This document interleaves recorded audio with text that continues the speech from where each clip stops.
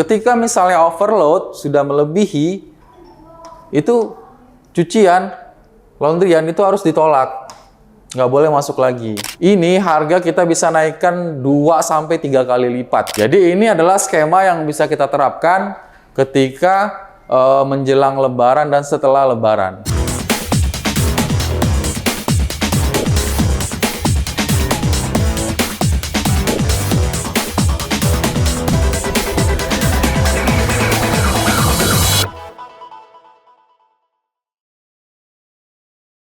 Halo Sobat Mentor Laundry, ketemu lagi bersama saya Akbar Saputra, Rektor Laundryversity, sekolah laundry pertama di Indonesia. Nah, kali ini kita ada kuliah lagi tentang dunia perlaundryan. Nah, karena ini direkamnya pas bulan puasa, kita akan membahas tentang bagaimana cara menaikkan harga laundry di bulan puasa ini atau menjelang Lebaran dan bagaimana kita menghitung untuk menaikkan harga dari jasa laundrynya dan seperti apa peluang kenaikan jasa laundry di bulan puasa ini atau menjelang Lebaran. Ikutin terus videonya. Biasanya momen ketika bulan puasa orang atau rumah tangga pasti malas untuk melakukan laundry atau mencuci sendiri. Biasanya mereka akan melempar laundryan ke laundry terdekat. Ini akan meningkatkan jumlah lot laundryan yang dari bulan biasanya atau bulan regulernya seperti itu. Jadi di bulan puasa akan ada peningkatan di setiap laundry entah itu kiloan atau satuan seperti itu.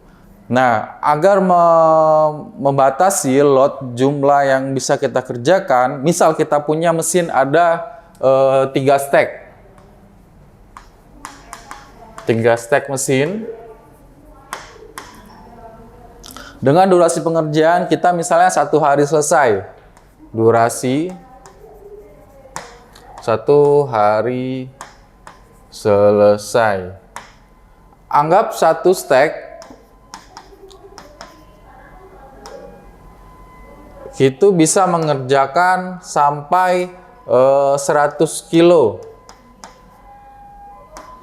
pakaian. Misal kita menggunakan komposisi mesin LG 20 kilo dan Fogia, dryernya Fogia yang 16 kilo.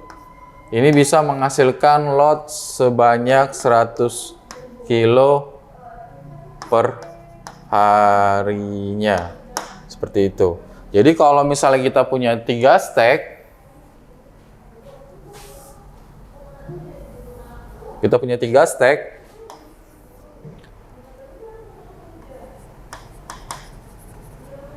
itu berarti kita bisa menghasilkan 300 kilo per hari.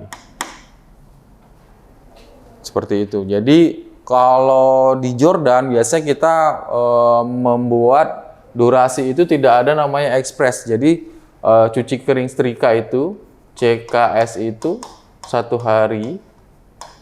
Kalau CKL, cuci kering lipat, itu 3 jam. Seperti itu. Jadi tidak terlalu banyak klasifikasinya. Jadi nanti juga customer tidak bingung untuk menentukan harganya seperti apa. Jadi kita hanya ada durasi 1 hari dan 3 jam.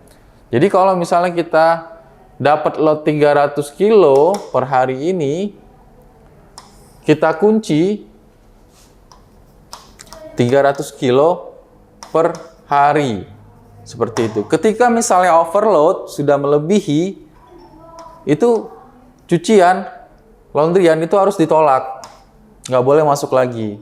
Seperti itu. Jadi kita batasi kapasitas kita hanya di 300 kilo. Karena mesin hanya bisa mengerjakan di 300 kilo. Lebih dari itu akan terjadi komplain atau akan penundaan pengerjaan. Apalagi kalau space tempat kita terbatas, seperti itu.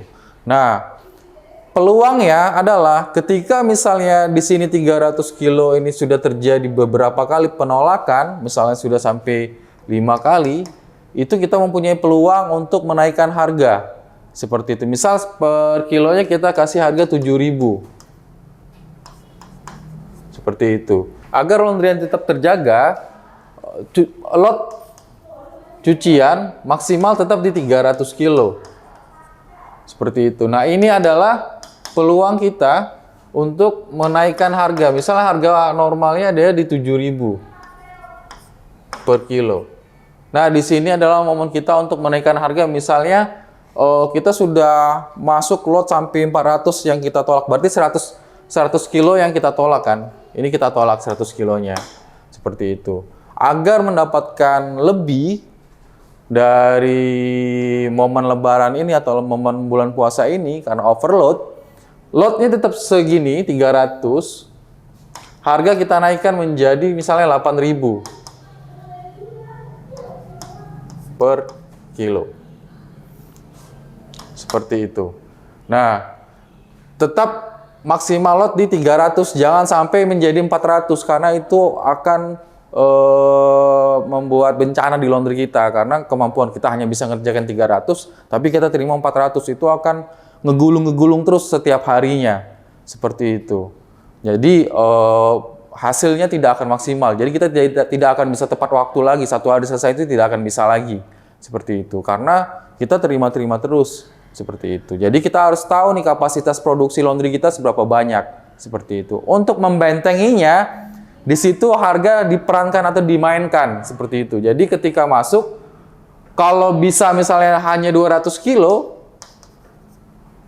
dengan harga misalnya 8.000, kita sudah bisa mengcover omset 300 kilo dengan harga normal. Seperti itu. Jadi kerjaannya semakin sedikit, tapi omsetnya tetap. Seperti itu. Nah, tinggal nanti Bapak Ibu mau meneruskan harga yang sudah dinaikkan ini atau mau dibalikan normal lagi. Seperti itu. Biasanya kalau di kita harga ketika ada kenaikan ya kita tetap di standby situ, tetap dinaikkan. Karena kan kita ngitung juga ada inflasi dan harga bahan baku juga naik. Seperti itu. Jadi harga laundry kalau bisa ikut dinaikkan. Jadi harga laundry jangan sampai stuck di situ-situ aja. Jadi profit kita atau margin kita makin lama akan makin tergerus. Seperti itu. Oke. Nah, ini juga akan ada peluang lagi nih buat pengusaha laundry ketika menjelang lebaran H-5 sampai H+5. Seperti itu. Ini adalah momen krusial atau momen panen-panennya pengusaha laundry. Seperti itu. Karena rata-rata laundry yang lain pasti tutup. Pasti tutup. Pegawainya pasti mau pulang dan kita harus bagi-bagi THR. Seperti itu. Jadi rata-rata owner atau pegawainya pulang kampung.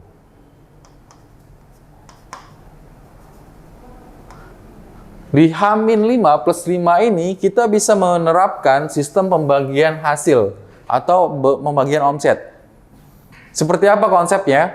Jadi kalau misalnya H+5 dan H-5 dan H+5 ini pasti kita tetap ada liburnya juga. Misalnya H+1 dan +2 itu libur. Sisa H-5 sampai H+3 dan +5. Seperti itu. Jadi ada total 8 hari yang bisa kita buka di lebaran. Ini harga kita bisa naikkan 2 sampai 3 kali lipat. Harga bisa dinaikkan 2 sampai 3 kali lipat harga normal. Seperti itu. Jadi kalau misalnya harga normalnya 7.000, ketika di H-5 dan +5 ini harga bisa jadi 14.000 atau sampai 21.000 per kilonya. Tetap satu hari selesai. Seperti itu. Nah, bagaimana karyawan mau atau tidak untuk mengerjakan ini? Sistemnya adalah dengan kita membagi hasil. Adalah konsepnya dengan bagi hasil. Jadi, omset satu hari itu kita bagi dua. Owner-nya 50%, staff 50%. Seperti itu. Selama H-5 sampai H+5. Seperti itu. Ini di luar THR dan gaji ya. Ini tambahan. Kalau kita bilangnya itu invalan. Seperti itu. Jadi laundry tetap buka dan tetap menghasilkan omset. Seperti itu. Misalnya kita dapat omset 3 juta per hari. Ownernya dapat 1,5 juta. Staff dapat 1,5 juta. Misal dia staff ada 4 orang atau ada 3 orang, tinggal bagi aja. Misalnya ada 4 orang, tinggal dibagi aja. Sekitar 400-an berarti per orang. Seperti itu. Jadi ini adalah skema yang bisa kita terapkan ketika menjelang lebaran dan setelah lebaran. Jadi laundry tetap buka, tetap menghasilkan omset dengan skema pembagian omset seperti itu. Nah, semoga konsep seperti ini bisa diterapkan di laundry Bapak Ibu dan bisa didiskusikan dengan stafnya agar bisa tetap menghasilkan cuan seperti itu. Itu dia informasi tentang bagaimana kita menaikkan harga laundry di bulan puasa atau menjelang lebaran. Semoga informasi ini bisa menjadi insight untuk Bapak Ibu di laundrynya. Semangat terus pengusaha laundry di Indonesia. Mentor Laundry Channel, gaspol!